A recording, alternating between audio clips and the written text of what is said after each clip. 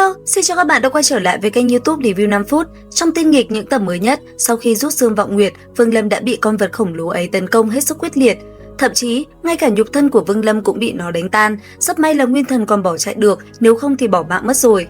Thế nhưng, những kẻ truy sát Vương Lâm thì chắc chắn kết cục của nó cũng không mấy tốt đẹp, dù cho là Vương Lâm chọc nó hay ngược lại. Và liệu rằng khi Vương Lâm gặp lại vọng nguyệt lần thứ 3 thì hành động của hắn với con quái thú khổng lồ kia sẽ như thế nào và hắn sẽ nhận những cơ duyên gì? Vậy thì ở video này, chúng ta hãy cùng kênh YouTube Review 5 phút đi tìm hiểu một chút các bạn nhé. Đầu tiên, trong lần gặp đầu tiên gặp vọng nguyệt, một ý tưởng táo bạo đã lóe lên trong đầu Vương Lâm. Tuy nhiên, do lúc đó chưa chuẩn bị đủ pháp bảo cần thiết, Vương Lâm quyết định sẽ trở về chuẩn bị kỹ càng rồi mới tới. Và tiếp theo, khi đã chuẩn bị xong xuôi, Vương Lâm quyết định làm theo kế hoạch, đó là đánh bả vọng nguyệt để rút xương của nó. Đáng tiếc, lần thứ 2 tới nơi, dù đã rất cố gắng, thế nhưng do chuẩn bị chưa đủ kỹ lưỡng, nên Vương Lâm lại một lần nữa đánh thức vọng nguyệt. Vọng nguyệt nổi giận, chỉ một kích đã khiến Vương Lâm suýt mất mạng, vô số pháp bảo tự nổ cũng không thể ngăn cản. Cuối cùng, ngay cả nhục thân cũng bị hủy diệt, may mắn lắm mới giữ lại được tính mạng. Cũng từ khoảnh khắc đó, Vương Lâm mới thật sự hiểu được sự khủng khiếp của con vọng nguyệt này. Vốn dĩ hắn sẽ không bao giờ chủ động đi gây phiền phức cho nó nữa. Nhưng ai ngờ 100 năm sau, khi từ Lôi Chi tiên giới trở về La Thiên Tinh Vực, do trước đó đã giết huyết tổ và ngăn cản huyết thần tử hiến tế, tộc nhân hắn bị ban xuống thiên cung truy sát lệnh. Bất kỳ ai cung cấp được tung tích của Vương Lâm đều có thể nhận được phần thưởng hậu hĩnh từ gia tộc họ Diêu. Huyết thần tử thậm chí còn hứa rằng ai tự tay lấy được mạng Hứa Mộc sẽ được toàn bộ gia tộc họ Diêu giúp sức giúp đỡ hoàn thành một yêu cầu. Phải biết rằng họ Diêu là một trong số ít gia tộc tu chân thượng cổ còn tồn tại ở La Thiên, còn huyết thần tử là đại năng đỉnh phong của bước thứ 2, nên một cơ hội được gia tộc này hỗ trợ chính là đại cơ duyên vô cùng lớn. Vì vậy, ngay khi lệnh truy sát được ban ra, toàn bộ La Thiên Tinh Vực lập tức chấn động. Thế hệ trẻ của họ Diêu xuất động, toàn bộ hàng triệu tu sĩ hóa thành thợ săn. Cường giả vấn đỉnh, âm hư, xương thực đông như kiến cỏ, thậm chí còn có không ít tu sĩ quy niết trà trộn bên trong. Thật giống với cảnh tượng ngày đầu Vương Lâm bước chân vào tu tiên khi bị hàng ngàn tu sĩ đuổi theo truy sát. Còn bây giờ, Vương Lâm cũng bị cả ngàn tu sĩ truy sát, thế nhưng tu vi lúc này đã ở cảnh giới dương thực. Đối mặt với cuộc truy sát quy mô lớn như vậy, dù tu vi cao, hắn cũng bị ép phải liên tục bỏ chạy. Nhưng Vương Lâm vốn là người không phạm ta thì ta không phạm người, bị dồn ép đến mức này, sao có thể không phản kích? Vì thế, trong đầu hắn xuất hiện một kế hoạch cực kỳ liều lĩnh, đó là mượn dao chảm địch, dẫn họa về phía vọng nguyệt, dùng hung thú này tiêu diệt toàn bộ kẻ truy sát. Thế nhưng, số lượng truy binh quá nhiều, hồn phách không thể nhanh chóng đến nơi vọng nguyệt đang ngủ say. Vì vậy, Vương Lâm hóa thân thành sát thần, một đường can quét liên tục, đổ diệt hàng chục tu chân tinh. Tất cả tu sĩ có tu vi từ anh biến trở lên đều bị hắn luyện hóa thành hồn linh dưới trướng Tôn Hồn Phiên.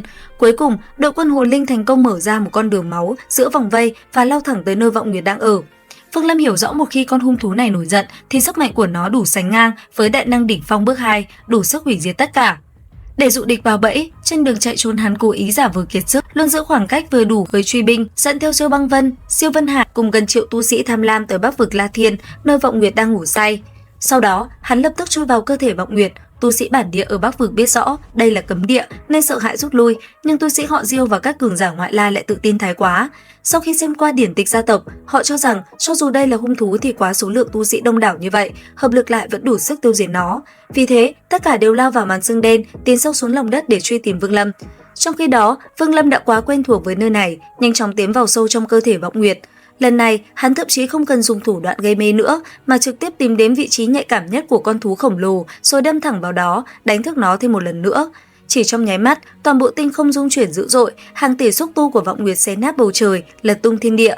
Nhìn thấy chớp mắt là vô số con mồi tự dâng lên tận miệng, nó đương nhiên không khách khí, chỉ một ngụm nuốt xuống đã có vô số tu sĩ mất mạng.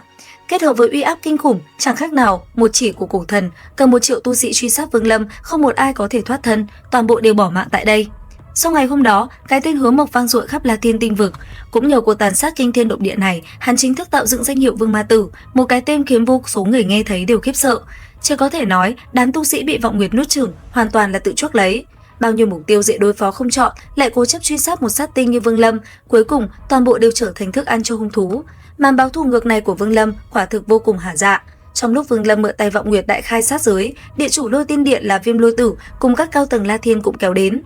Nhìn thấy sức mạnh khủng bố của vọng nguyệt, mắt ai nấy đều sáng lên. Họ lập tức ra lệnh bao vây toàn diện, định thu phục nó để sau này dùng làm vũ khí chiến tranh khi khai chiến với Liên minh Tinh Vực. Còn Vương Lâm thì chẳng bận tâm đến chuyện bên ngoài, tiếp tục đi sâu trong cơ thể vọng nguyệt. Trong quá trình đó, hắn may mắn nhặt được chiếc đại đỉnh mà năm xưa Tham Lang để lại. Nhưng đi thêm một đoạn, hắn bỗng cảm nhận được một luồng triệu hoán vô cùng quen thuộc, hơn nữa còn mang khí tức của cổ thần. Lần theo cảm hứng đó, Vương Lâm tiến thẳng đến nơi sâu nhất trong cơ thể Vọng Nguyệt. Khi nhìn thấy cảnh tượng trước mắt, hắn hoàn toàn sững sờ tự hỏi, ở đó lại đang giam giữ một cổ thần sơ sinh sao?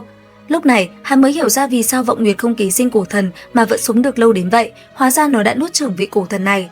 Người đó tên là La Trần, một cổ thần 8 sao chân chính. Năm xưa, La Trần bị trọng thương, kết quả bị chính Vọng Nguyệt trong cơ thể phản vệ.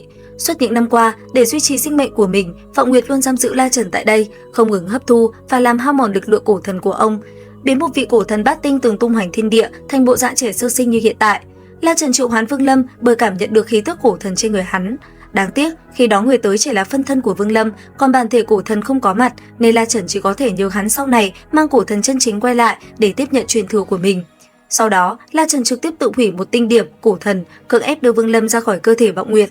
Về sau, khi La Thiên Tinh Vực và Liên Minh Tinh Vực chính thức khai chiến, Vương Lâm hợp nhất với bản thể cổ thần của mình, hắn lấy thân phận cổ thần vương tộc Tam Tinh đỉnh phong trở lại nơi này một lần nữa.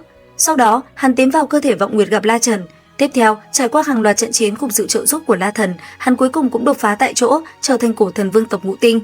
Nhìn chung, Vương Lâm trước tiên mượn tay Vọng Nguyệt chấm dứt cuộc truy sát của họ Diêu, tạo dựng uy danh ma đạo tử chấn động thiên hạ. Sau đó lại gặp được cổ thần bát tinh La Trần bị giam cầm trong cơ thể Vọng Nguyệt, mở ra cánh cửa bước lên cảnh giới cao hơn của tộc cổ thần. Chỉ có thể cảm thán rằng Vọng Nguyệt đúng là một trong những đại cơ duyên lớn nhất trên con đường tu đạo của Vương Lâm. Không chỉ thấy xương của nó làm Thiên Nghịch Châu viên mãn, từ đó khiến Thiên Nghịch Châu chính thức nhận chủ, Vọng Nguyệt còn tiêu diệt kẻ địch, giúp Vương Lâm. Đồng thời, trong cơ thể nó lại còn phong ấn một cổ thần bát tinh giúp Vương Lâm trực tiếp thăng cấp. Thật đúng là trong họa được phúc, đúng không các bạn? Các bạn còn tò mò thêm điều gì về tinh nghịch nữa hay không? Theo dõi kênh YouTube Review 5 phút để biết thêm chi tiết các bạn nhé. Xin chào tạm biệt và hẹn gặp lại.